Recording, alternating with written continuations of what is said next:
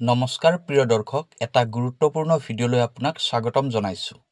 ঘৰৰ মুখ্য দুৱাৰৰ সন্মুখত ভুলতেও এনেকুৱা জল ছটিয়াই নিদিব, অন্যথা ঘৰ পৰিয়াল সম্পূৰ্ণৰূপে ধ্বংস হৈ যাব।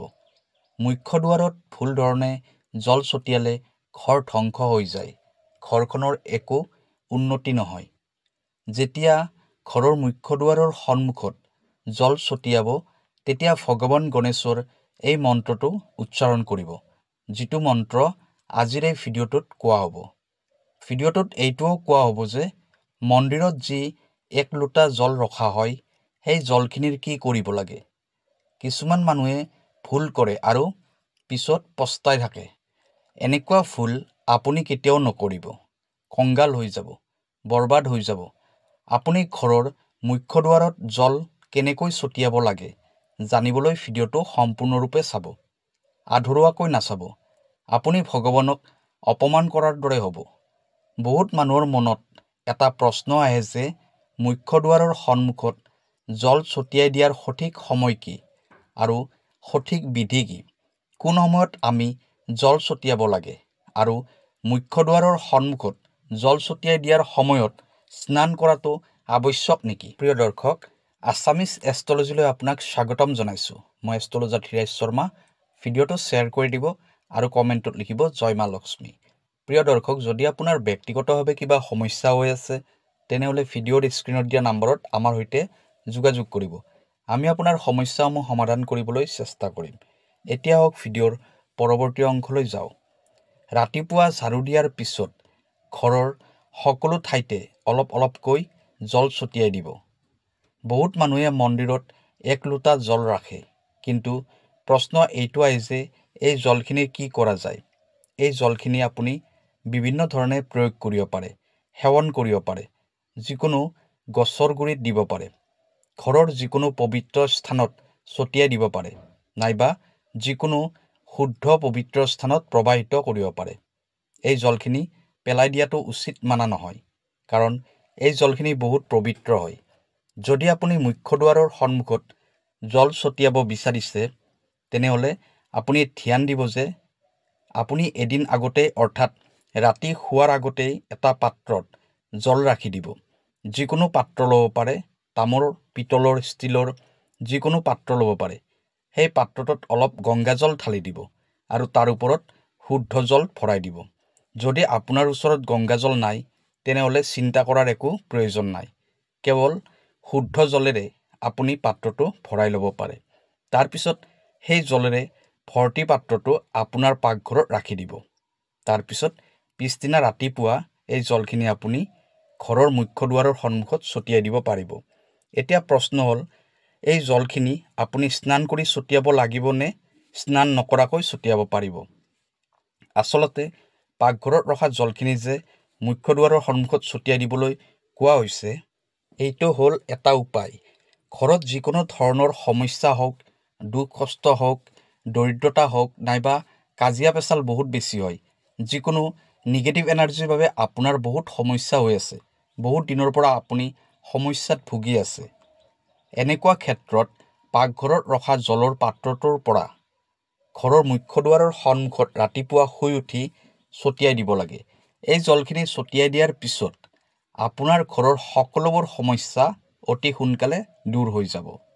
এই উপায়টো কৰাৰ ফলত আপোনাৰ ঘৰলৈ সুখ সমৃদ্ধি আহিব, কাজিয়া পেচালৰ পৰা মুক্তি পোৱা যাব, ৰোগ ব্যাধিৰ পৰাও মুক্তি পোৱা যায়। যিকোনো প্ৰকাৰৰ মানসিক সমস্যা হওক, শাৰীৰিক সমস্যা হওক, আৰ্থিক সমস্যা হওক, নাইবা আপোনাৰ ঘৰত যিকোনো বাস্তুদোষ থাকক, যিকোনো প্ৰকাৰৰ গ্ৰহদোষ থাকক। কেতিয়াবা এনেকুৱা হয়, কিছু ব্যক্তিৰ ক্ষেত্ৰত কুণ্ডলীত বহুত কেইটা গ্ৰহৰ বেয়া প্ৰভাৱ থাকে, যাৰ বাবে ঘৰত সদায় সমস্যা হৈ থাকে।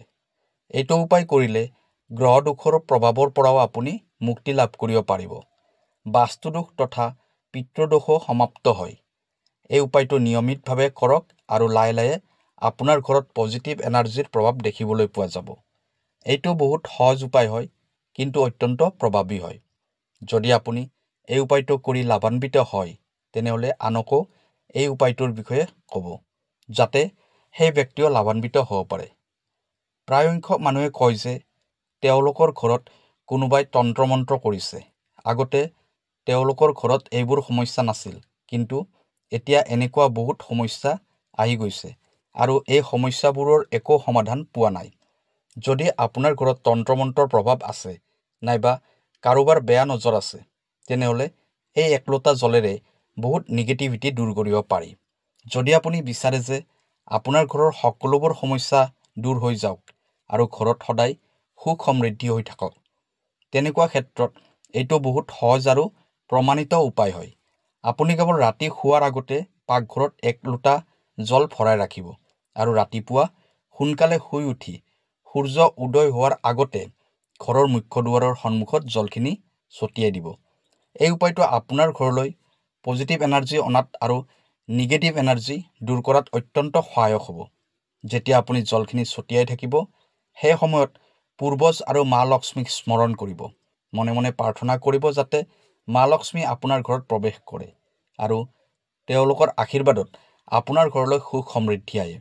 এই জলখিনি ছটিয়াই দিয়াৰ পিছত আপুনি ইচ্ছা কৰিলে বেলেগ জলেৰে সেইখিনি জল চাফাও কৰিব পাৰে। কিন্তু যিখিনি জল গোটেই ৰাতিটো পাকঘৰত ৰাখিছিল, সেই জলখিনি সূৰ্য উদয় হোৱাৰ আগতেই ছটিয়াই দিব। এই উপায়টো আপুনি স্নান কৰাৰ আগতেই কৰিব।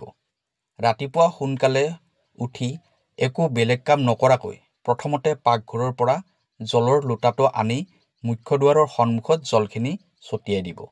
ইয়াৰ পিছত আপুনি বাকী কামবোৰ কৰিব পাৰিব। বাকী কামবোৰ যেনে ঝাৰু দিয়া, স্নান কৰা, পূজা পাঠ কৰা ইত্যাদি। অৰ্থাৎ ৰাতিপুৱা ঝাৰু দিয়াৰ আগতেই আপুনি এই উপায়টো কৰিব লাগিব। যেতিয়া আপুনি ঘৰৰ মুখ্য দুৱাৰৰ সন্মুখত জল ছটিয়াব, তেতিয়া বাতাবৰণ শুদ্ধ হৈ যায় আৰু ঝাৰু দিয়াৰ পিছত ধূলি আৰু ঘৰৰ নিগেটিভ এনাৰ্জিবোৰ বাহিৰলৈ ওলাই যায়। সেইবাবে প্ৰথমতে জল ছটিয়াই দিব, তাৰপিছত ঝাৰু লগাব। এই উপায়টো ইমানেই সহজ হয় যে এই উপায়টো সকলোৱে কৰিব পাৰে।